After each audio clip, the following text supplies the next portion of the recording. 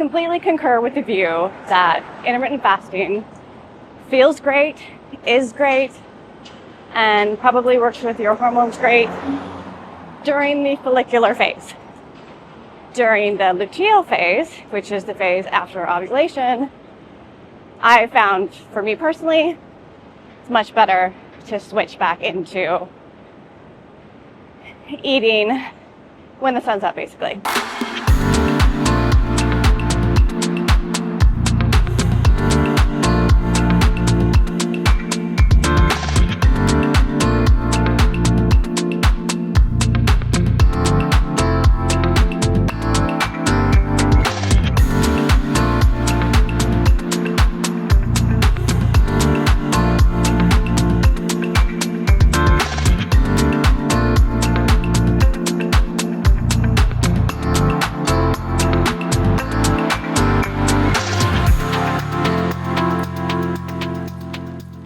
This is the first cycle that I'm doing with the intermittent fasting and the ketogenic diet, and I mentioned in my last video that it's contraindicated, I guess you would say, for women to do intermittent fasting throughout their entire cycle.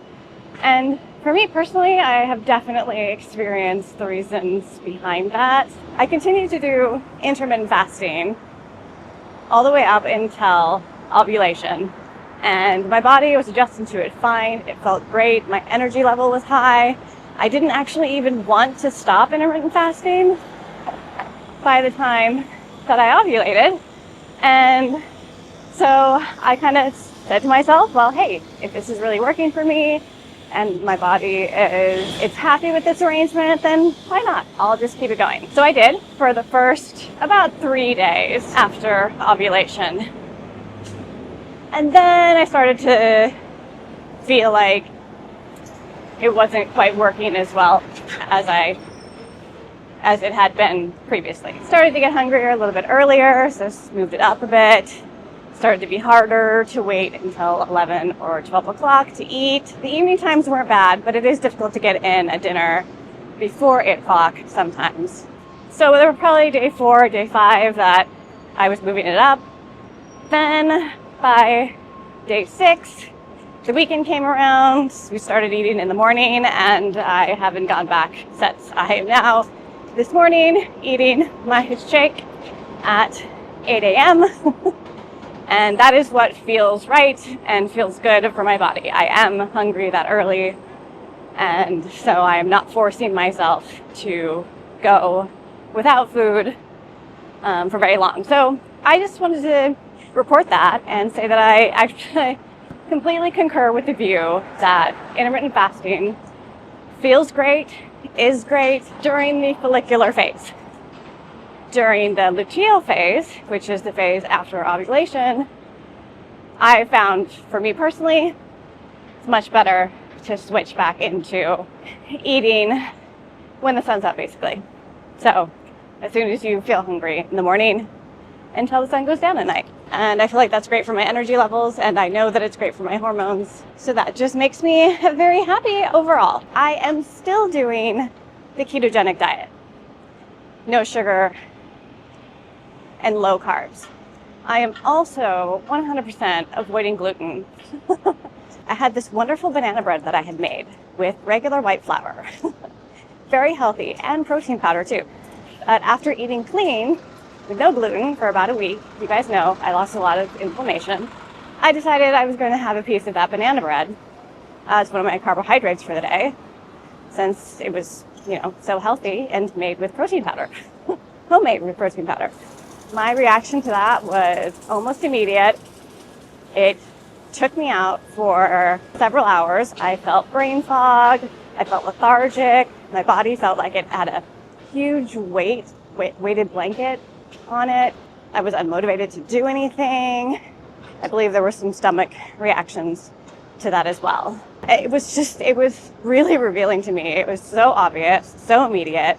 I knew my body could handle the protein powder because I have that every morning in my shakes. I knew my body can handle bananas because I have that. It was sweetened with a sweetener that I also put in my protein shakes. So the only thing that was different about that banana bread was the flour. And the flour was your basic white flour made with wheat. Since then, I've accidentally eaten gluten and I feel it right away. Now that I don't have all this inflammation in my body and in my gut microbiome that messes with my signals of what food is causing what, it's become very, very obvious that gluten is not something that my body handles very well. And surprisingly, I've probably never handled gluten very well and didn't even know it. Perhaps one of the reasons why, in addition to the surgeries that I've had, that I've also ended up with autoimmune issues from leaky gut. Crazy that nobody thought to look at this, right? And so, in looking into this myself, I've now read a couple books on this subject, one of which is excellent. I highly recommend. It's called The Autoimmune Fix by Tom O'Brien. Great read. Read a couple books on it. I have watched some podcasts. I watched a whole documentary about how gluten or wheat products have been just completely divorced from their natural state. They've essentially crossbred different kinds of wheat that never should have been put together, never would have in nature, have ever had the opportunity to crossbreed. We crossbred that, we increased the yield, we decreased the utility of it to the animals that we now eat also. And then when processing wheat, we remove actually the most vitamin-rich part of the wheat germ. So essentially, we're left with a shell of undigestible fiber that causes our bodies to respond poorly. It's more scientific than that. But I'd have to refresh some of the things I have learned. Anyway, my point is, the gluten sensitivity is very common. In fact, I'd be surprised if you don't have it. Pretty much everyone is sensitive to gluten in its current form anyway. So yeah, get that checked out. It's made a big difference for me. And it might make a big difference for you too.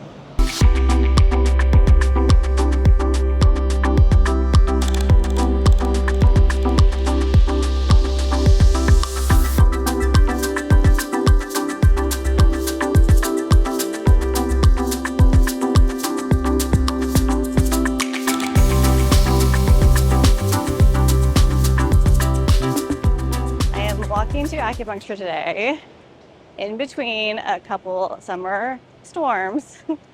Hopefully I make it there before the rain comes back. There's some dark clouds heading in, but I've got my rain boots on, got my umbrella, so I am prepared. It is kind of an interesting experience having grown up in Portland, Oregon, and coming from a place where when you're carrying an umbrella, you're usually also wearing big coats or big jackets. Interesting to be here in Miami, where there's often quite a few times during the year that you need an umbrella and rain boots, but not the jacket. And instead of bundling up to go outside and face the weather, I'm actually still out here in a tank top. No stranger to the rain, but it is a much more pleasant experience when your temperature is comfortable. A little bit of a trade-off though, you know, for the sweaty days during the summer. The rain is nice. It's a nice break. Headed to acupuncture today. I've been keeping up with the acupuncture about once a week, and that's been a really nice cadence for me. It's been helping with digestion as well as fertility issues. And it's just very pleasant. It's a nice thing to do to support myself through this process. It is days past ovulation, DPO 9 today. So we're pretty far along this gluten-free cycle. Well, I did the gluten-free cycle because I wasn't completely intermittent fasting the whole time. But we've definitely stayed off gluten. And we have kept off our 4 pounds of inflammation. I have been experiencing some symptoms. And I realized that I've gotten so far along into these natural cycles without giving you any symptom updates that I'm pretty far along into this one, and I don't think I've once talked about a symptom. But luckily, I put everything into ChatGPT, as you guys know already. So I will be able to go back and ask ChatGPT for a list of my symptoms throughout the cycle that I can put together in a video for you, because I have been feeling symptoms this cycle. And possibly that's because of possibly the reduced inflammation from the gluten-free diet is allowing me to feel my hormones better, as well as symptoms of change better. There's also the added progesterone that I'm taking just a little bit, not a ton, this cycle, which might be making those symptoms a little bit more easier to experience. But also, I just might be pregnant until proven otherwise, as we like to say in the IVF world after implantation.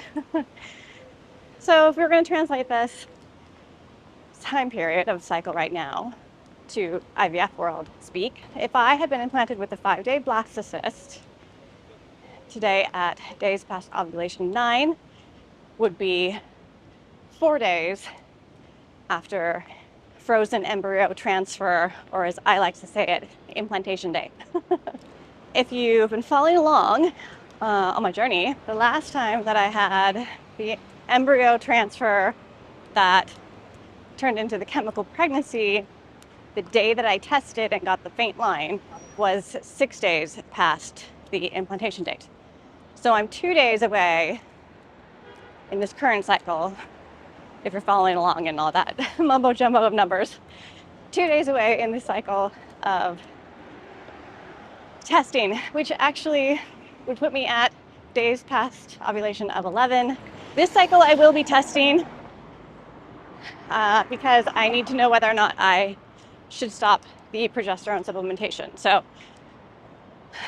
regardless, whether I start at day 11 or day 14, I will be testing the cycle. That is not something I can forego this time around. What are the symptoms? I suppose you're wondering. So it hasn't been anything super obvious. I don't think these symptoms ever are, but I have throughout this cycle, probably since actually pretty early on after ovulation, I started to feel cramping in my uterus right around day 5. Yesterday and today, well, mostly yesterday, I felt a sort of I described it to ChatGPT as like a whiny feeling, like an ache, a low ache, but not a cramp, right near my pubic bone in the front area.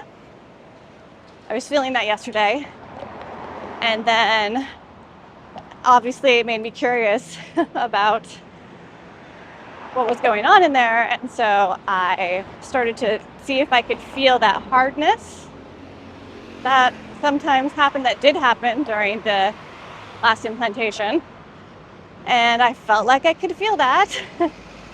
It also felt very sensitive to the touch down there too, in a way that felt different. So that was yesterday when it was like the achy feeling. There were also some like kind of jabbing sensations near the creases of my upper thighs. I haven't really felt that same achiness anymore. Steven and I went for a nice 6-mile walk this morning. And yesterday when I was feeling the achiness, I went for a short walk afterwards, which seemed to help it go away. So I'm wondering if our 6-mile walk this morning has also helped kind of reduce it increases blood flow and lymph flow of any excess stuff that needs to be moved around in your body. So that's why it might not be as achy today, because I have not really felt that achiness feeling today, or cramping. The hardness is still there. So this might just be a little calm before more symptoms show up. Wanted to make sure I talked about those, since every cycle there is a possibility of me getting pregnant. And that's what this channel is here about. So I am going to cross the street now and go to my acupuncture appointment. I will see you again soon.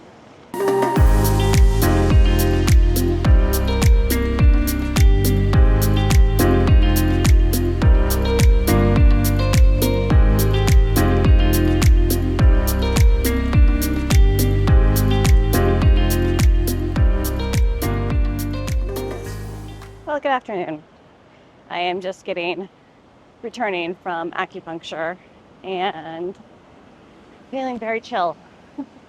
Very chill right now. Started taking pregnancy tests yesterday, and both yesterday and today they have been negative. The reason why I started taking the tests is because my temperature has been climbing. I had a sharp rise on Sunday, which as soon as I saw that, I was like, it was at cycle day 28, which is usually the day that I start my cycle. As soon as I saw it, I was like, oh, I'm totally pregnant. And so went into the bathroom to take the pregnancy test, thinking for sure it was going to be positive. Was very surprised when it was not. In fact, was like, oh, this is wrong.